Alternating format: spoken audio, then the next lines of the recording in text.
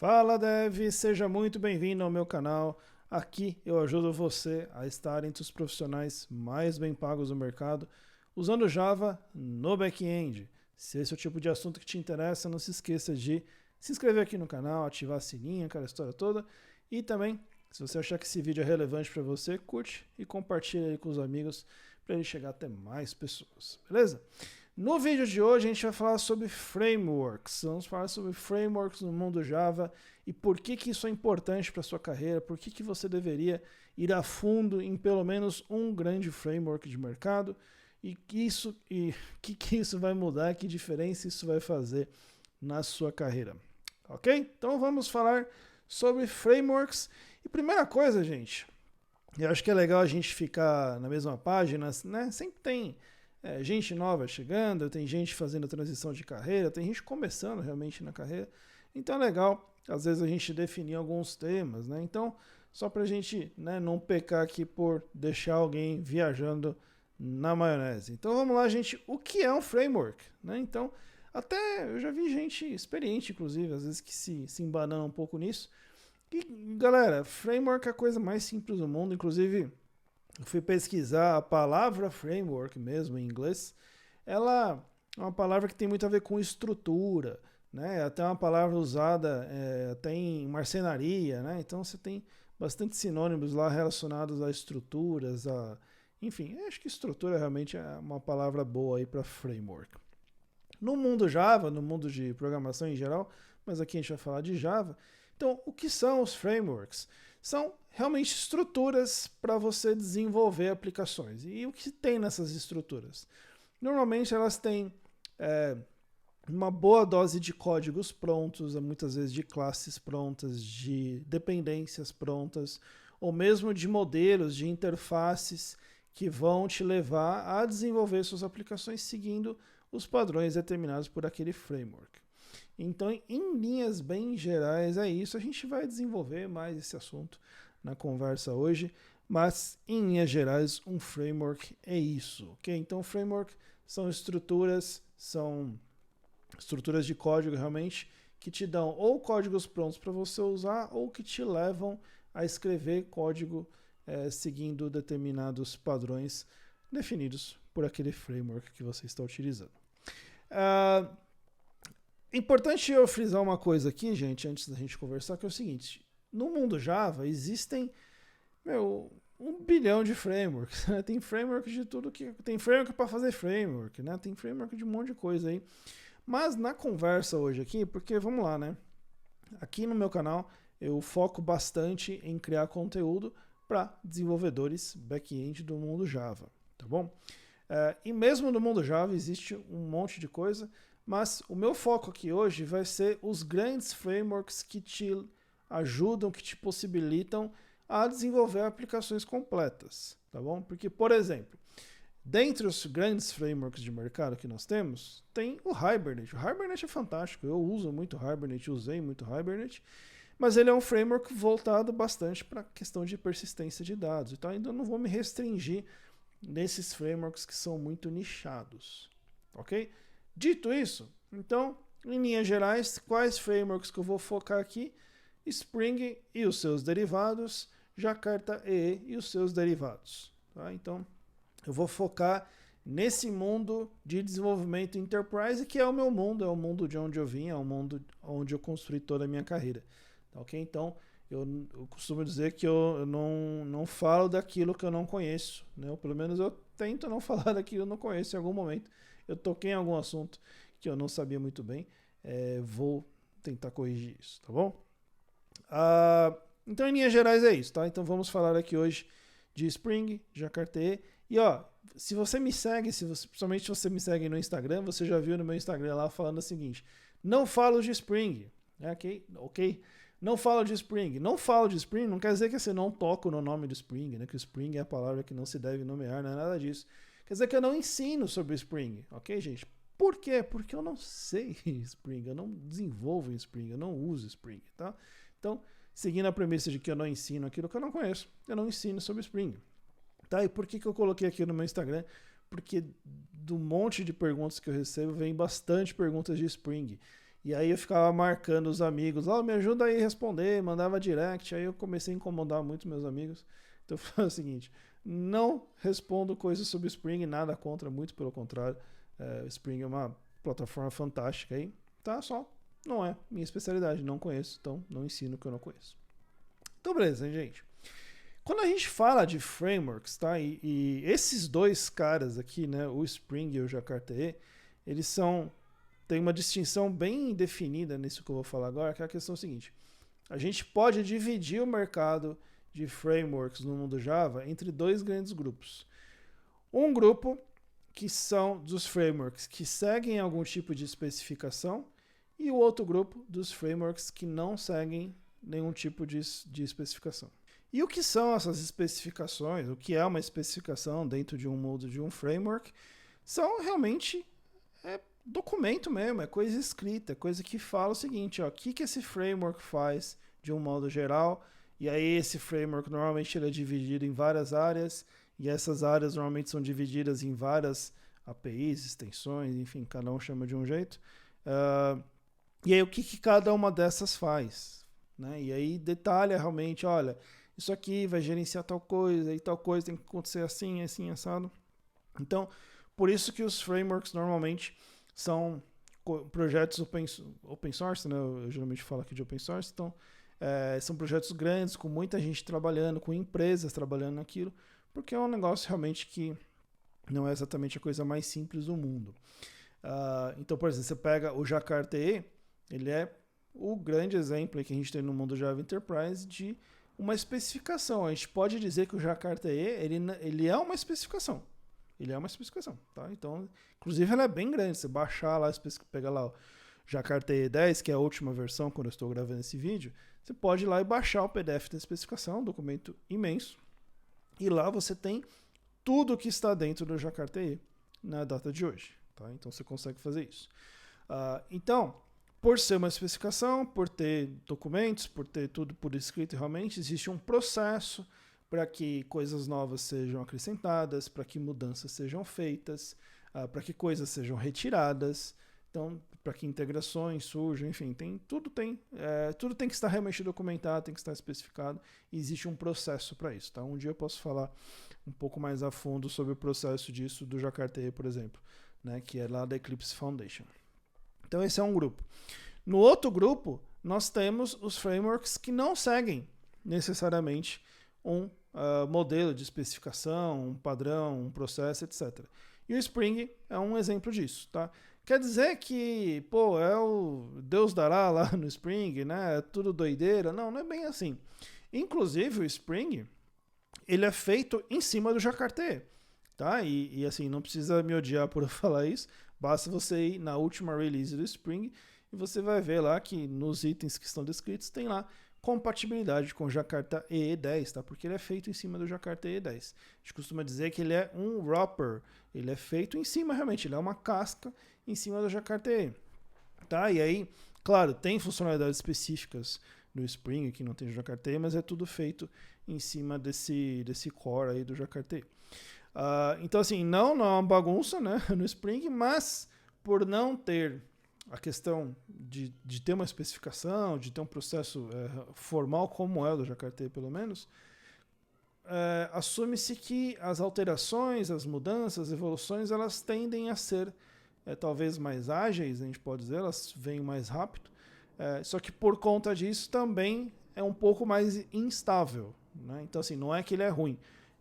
Sabe aquele negócio do errar rápido? Né? Então, são plataformas que normalmente optam por essa linha do não, eu vou errar rápido, se tiver que arrumar, eu arrumo, enquanto que os modelos que seguem especificações tendem a ser um negócio, não, vamos estruturar melhor, vamos pensar melhor, vamos fazer melhor, que inclusive ele é derivado do próprio Java em si. A plataforma Java, ela é toda uma especificação também. Tá? Então, tudo dentro do Java, você tem documentações, você tem especificações, você tem requisições, você tem todo um processo para que as coisas aconteçam.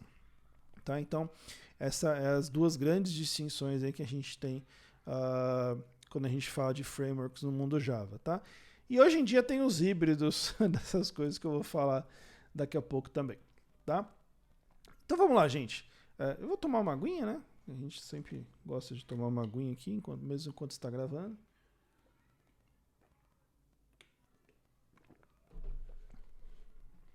Então vamos lá.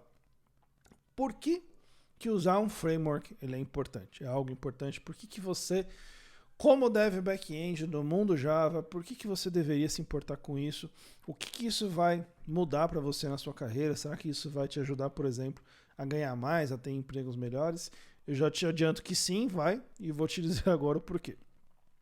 Galera, é o seguinte, como eu disse, o trabalho por trás de um framework, para você criar, para você desenvolver, para você manter, para você atualizar, para você, enfim, para que um framework exista, ele é um trabalho muito grande. Eu gosto de uma palavra que é um trabalho hercúleo, né? Um trabalho realmente muito grande. Mas é um trabalho que ele não é grande só pela complexidade dele em si.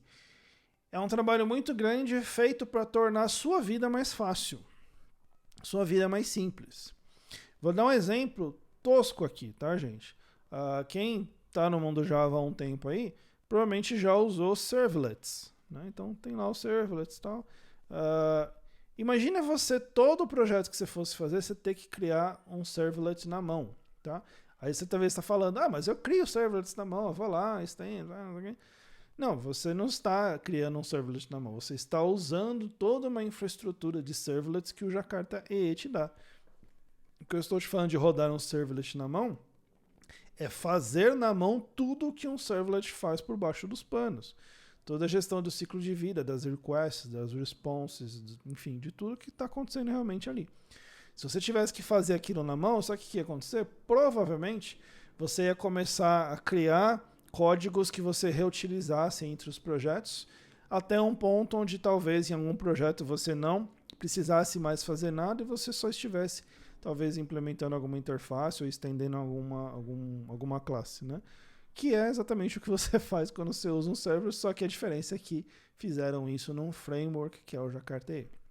Tá? Então a grande importância que tem da gente realmente se dedicar a olhar para os grandes frameworks do mercado e escolher um deles e usar eles, é porque isso vai tornar a nossa vida mais fácil.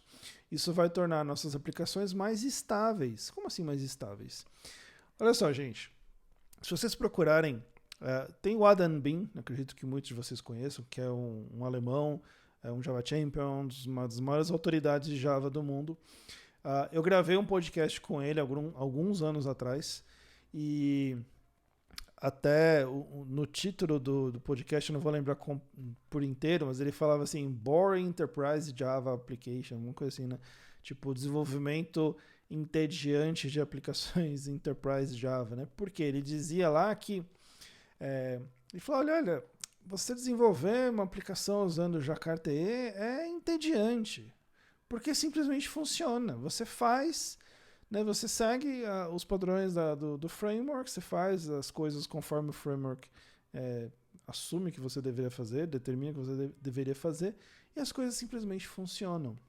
Então você desenvolver aplicações baseadas em frameworks, utilizando frameworks, também te traz estabilidade para a sua própria aplicação. Tá? Então facilita a sua vida, porque você vai fazer menos código, traz estabilidade para a sua aplicação.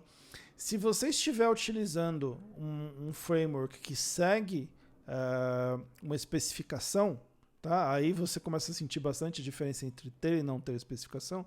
Se você usa um framework que segue uma especificação, o que acontece? Normalmente as especificações elas têm implementações. Como assim?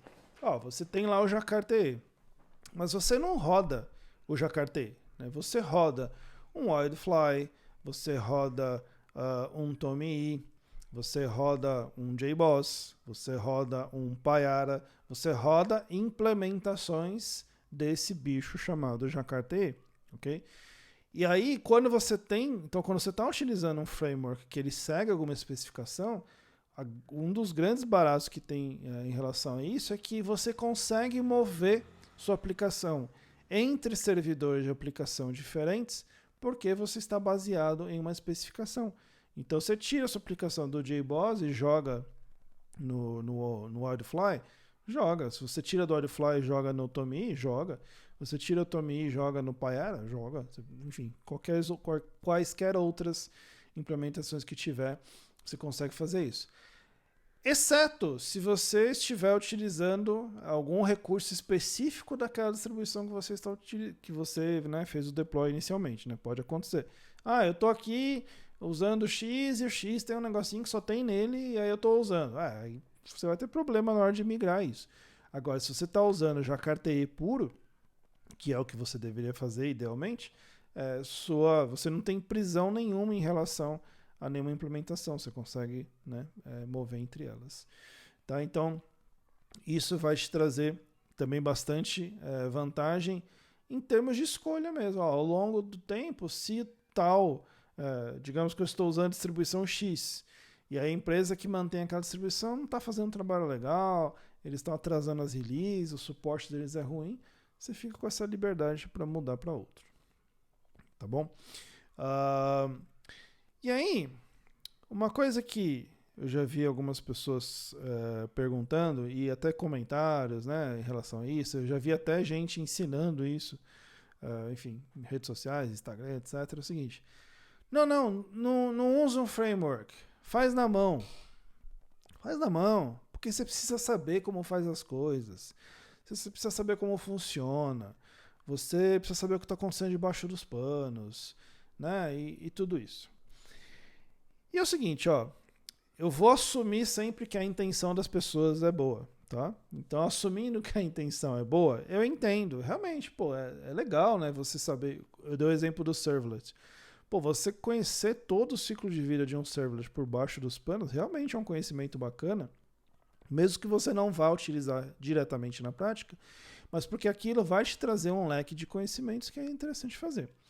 Agora, você ir ao ponto de não usar um framework, você só fazer as coisas na mão, eu já acho... não vou usar palavras, enfim. Eu já acho que não vale a pena, tá? Vou ser polido aqui.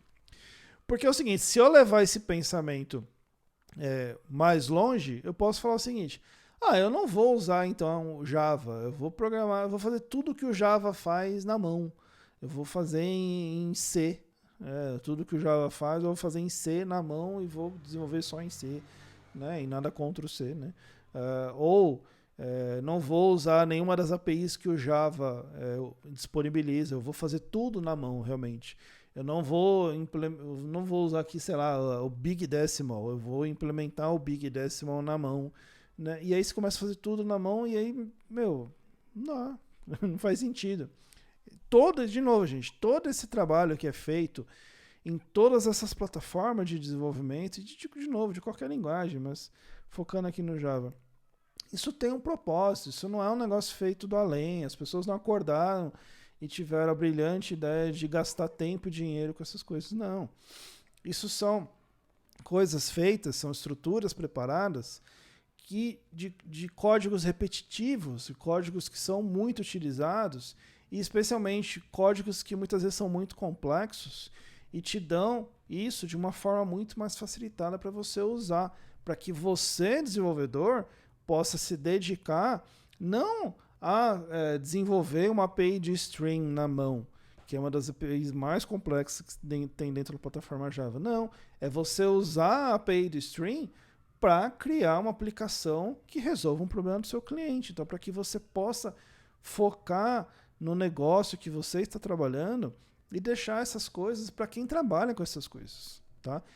Claro, Helder, eu quero ser um desenvolvedor da plataforma Java, quero virar um committer do JDK. Show de bola. Entra lá na lista dos devs que trabalham no JDK e começa a acompanhar, começa a se envolver e, eventualmente, se você realmente insistir nisso, se dedicar, você vira um committer e aí, você vai realmente desenvolver APIs para o Java. Mas é outra praia, né? É outro tipo de desenvolvedor, é outro tipo de aplicação. Você está realmente criando a tecnologia que sustenta tudo isso que a gente está conversando. A minha conversa aqui hoje é para quem usa as plataformas para criar aplicações no dia a dia. Okay? Então, no dia a dia, não faz sentido, de verdade, gente, sendo bem direto e reto aqui, não faz sentido você fazer na mão uma coisa que um framework já faz para você, tá? Uma coisa que já está pronta lá no framework. Ah, eu sei fazer melhor. Pô, cara, se você sabe fazer melhor, então entra lá no projeto e realmente fornece um jeito de fazer melhor, porque assim, eu conheço uma quantidade muito grande de committers dos grandes frameworks do próprio JDK. A galera é muito top, não trabalha sozinha, tem um batalhão de gente trabalhando. Então, se você realmente consegue fazer algo melhor do que está sendo feito no framework, por favor, se voluntarie e contribua com o seu código lá, que você vai ajudar. A gente tem hoje mais ou menos 10 milhões de desenvolvedores Java no mundo, então você vai estar ajudando muita gente com isso. Beleza? Então, legal. E aí, gente, a gente pensando em frameworks, né? Contando um pouquinho do quanto isso pode impactar na sua carreira, a diferença que isso pode fazer na sua carreira. Alguns já ouviram, outros não, eu não vou entrar em grandes detalhes agora aqui, mas é o seguinte, teve um momento na minha carreira que eu falei, olha, eu realmente quero me dedicar a algum framework, eu quero escolher um deles e me dedicar a eles. A ele, na verdade. Historicamente, eu sempre usei muito o Java EE, na época não era Jakarta EE ainda, e falei, vou me dedicar a isso. Né? Então comecei realmente a ir a fundo, as coisas que eu precisava usar, eu aprendi a usar mesmo, fui a fundo, li especificação, assisti a palestra, li artigo, não sei o que, comecei a me dedicar àquilo. Isso coincidiu com a época também onde eu quis começar a ajudar outros devs que quisessem também fazer algo parecido com o que eu fazia, então comecei a dar mais palestra, comecei a fazer coisas online com isso, né? Então teve uma época lá que eu fiz uma série de vídeos no Soul Java, né? Que foi uma série chamada Java EE8 The Next Frontier, né? Java EE8 A Próxima Fronteira, que era uma série de entrevistas com os maiores especialistas de Java EE do mundo na época, que foi uma entrevista que a gente fez antes do lançamento do Java EE8. Então realmente eu comecei a me dedicar e ir a fundo e realmente focar no Java EE8, né, na época.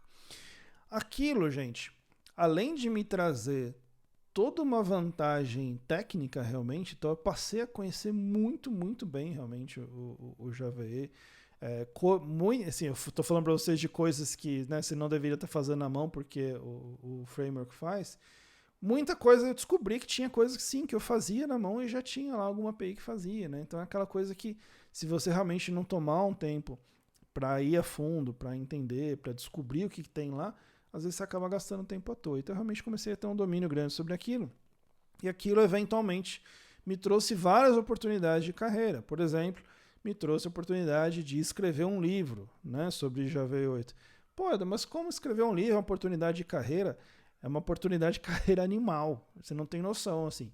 Tipo, eu tinha acabado de começar a escrever o livro e na época me surgiu uma entrevista de emprego. A primeira pergunta do recrutador foi: olha, eu ouvi falar que você está escrevendo um livro, me fala mais sobre isso. E onde eu ia naquela época, as pessoas perguntavam: como é que está o livro? Quando sai o livro?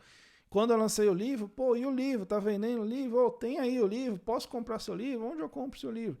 As pessoas começam a te enxergar como uma referência naquele assunto, e isso traz sim muitas oportunidades de carreira, tá? Então, eventualmente eu fui trabalhar na Oracle, fiz um monte de coisa legal, depois fui para o Red Hat, muito relacionado a isso, tá? Então, sim, você se dedicar a ir a fundo pode não te levar no mesmo caminho que me levou, porque nós somos pessoas diferentes, fazemos coisas diferentes, mas eu não tenho dúvida nenhuma que vai sim trazer oportunidades muito bacanas na sua carreira, sejam elas quais forem, tá bom? Então, não menospreze, né? Não tenha, fala assim, isso aí nada a ver, eu faço aqui do meu jeito, como dá, tá? Não, é aquele negócio, é o seguinte, às vezes a gente fala assim, mas é muito difícil eu focar, né? É muito difícil eu ir a fundo num framework. Na verdade, não. Porque a grande, 90 e tantos % aí dos devs vão ficar no superficial. Então, se você começar a ir um pouquinho mais a fundo, você já é diferente da imensa maioria. E isso já começa a te expor a oportunidades mais bacanas no mercado. Beleza? E, gente, quando a gente conversa sobre isso, né, sobre assuntos como esse de frameworks e de né, de tecnologia, enfim, de entender um framework ou não. Um dos grandes erros que eu vejo é a galera atirar para tudo que é lado. Tá? E aí é o seguinte, mas quer dizer então que eu não posso saber Jakarta-E, e saber Spring, e saber Micronaut, e saber Microprofile, e saber não sei o que. Não. Gente, você pode fazer o que você quiser, na verdade, na carreira é sua. Mas eu te falo o seguinte, para você ser alguém top de mercado, por exemplo, no Jakarta-E, e você ser alguém top de mercado no Spring, eu acho que precisa de 2 vidas. Tá bom? Você precisa trabalhar, ou pelo menos de 2 rounds de aposentadoria, né? Você trabalha 35 anos com um e 35 anos com o outro, né? Exagerando um pouquinho. Porque, de novo, são mundos enormes, são comunidades extensas, são ecossistemas completamente distintos.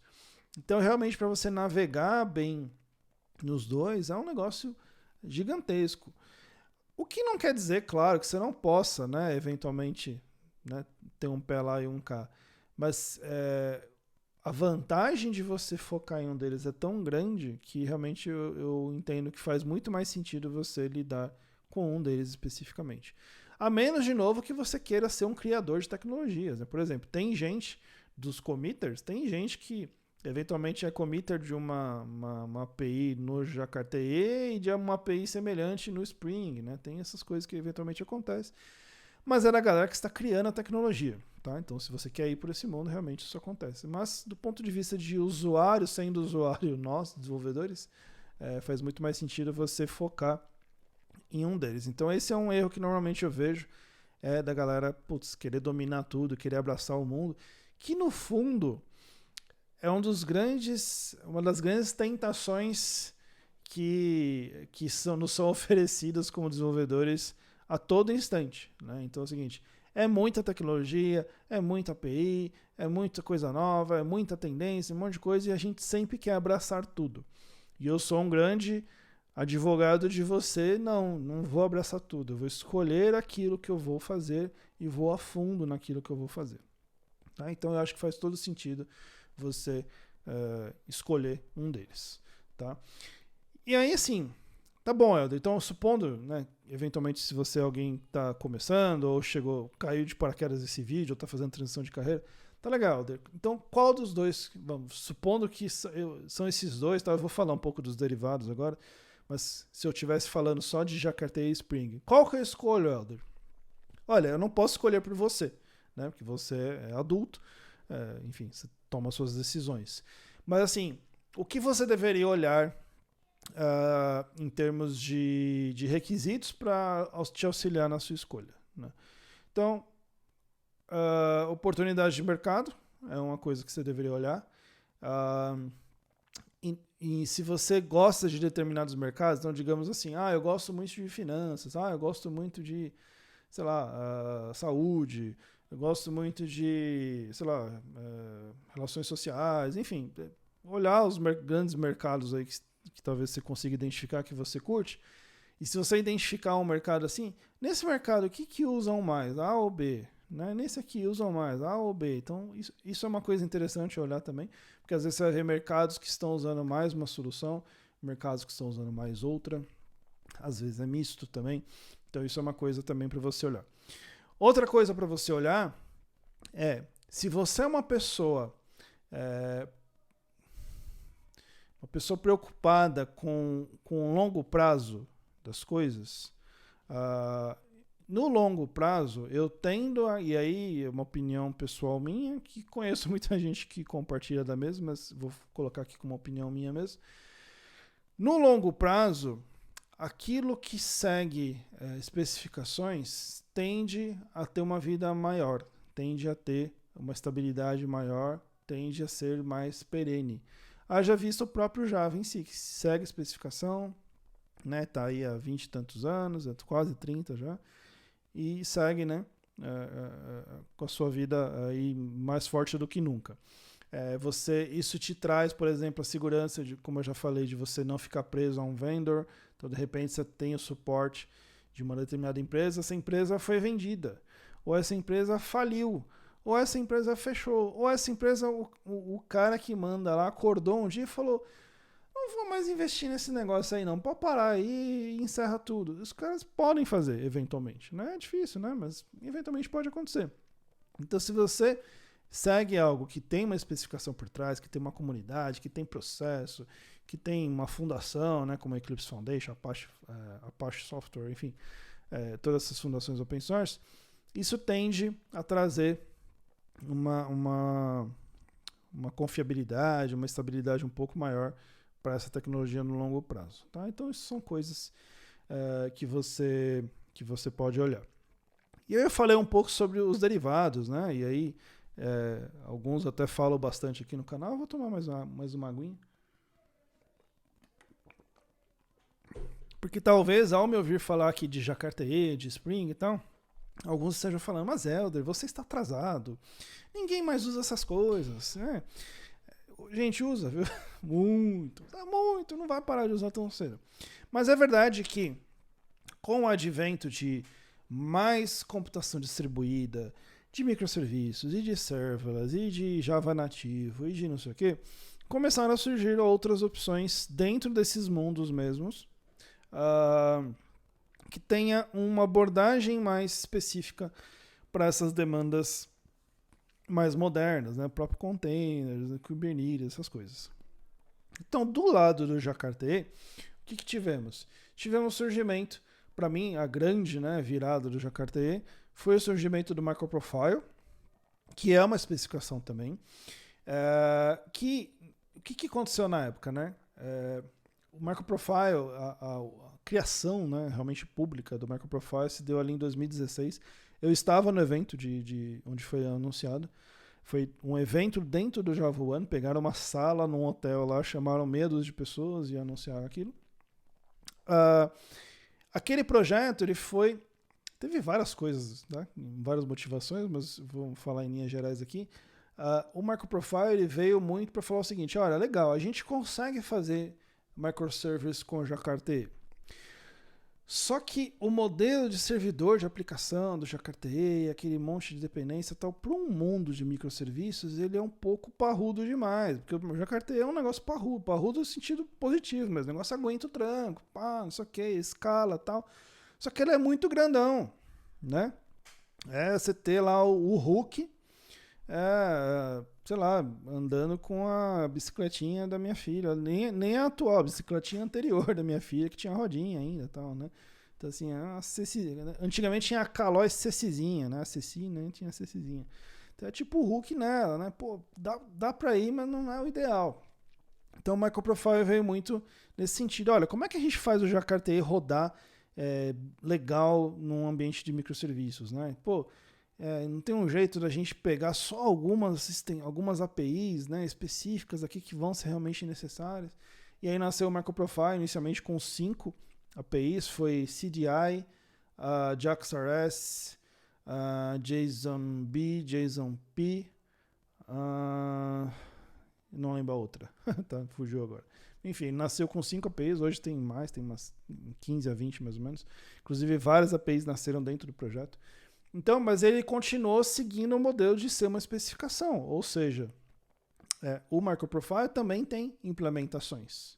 Então tinha o Payara do Jakarta-E, no Microprofile você tem o Payara Micro, que é, né, implementação Microprofile. Você tem, por exemplo, você tem o Helidon, né, que é da Oracle. Enfim, tem um monte de implementação aí.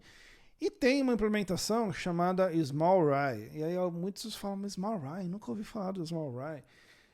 SmallRye é a implementação do Microprofile que está dentro do Quarkus. Tá? Inclusive, essa é uma distinção interessante de fazer, porque muitos acreditam que o Quarkus é uma implementação do Microprofile. O Quarkus não é. Tá bom? Ele definitivamente não é uma implementação de Microprofile. O Quarkus ele contém uma implementação de Microprofile. Tá? Dentro do Quarkus, gente, tem um monte de coisa.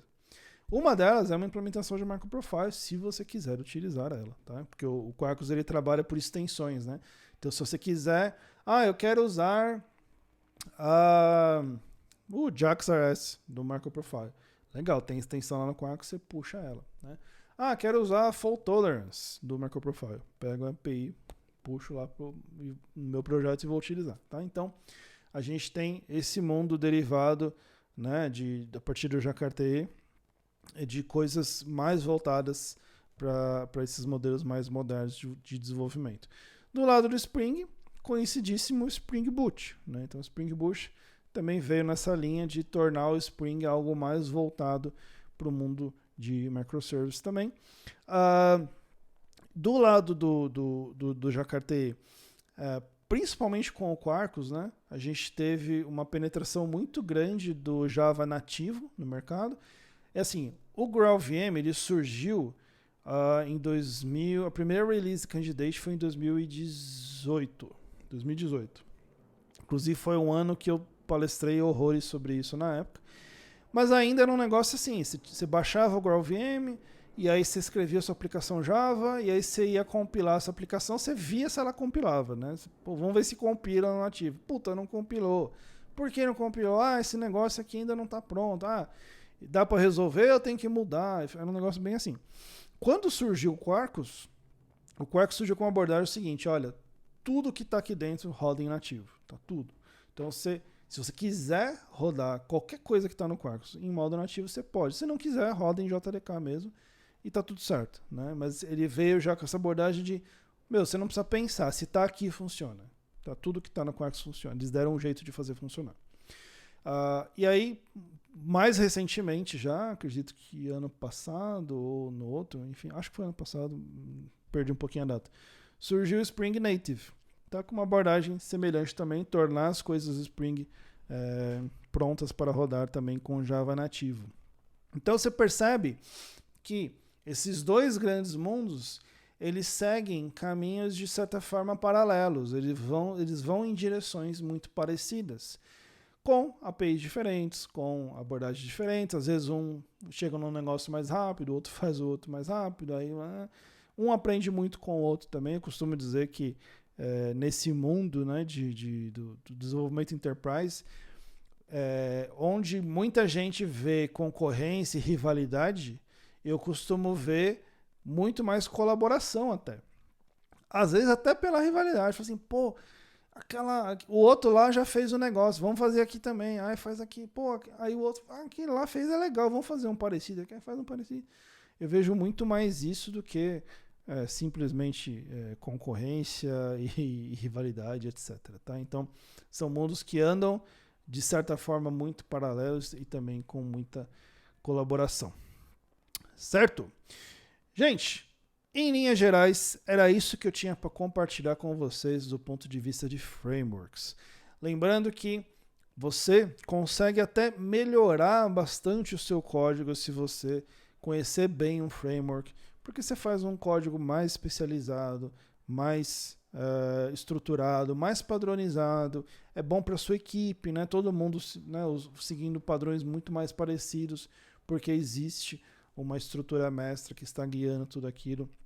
Então, do meu ponto de vista, e eu estou nisso há bastante tempo, você só tem a ganhar se você fizer uma boa escolha do ponto de vista de frameworks para você aí tocar os seus projetos.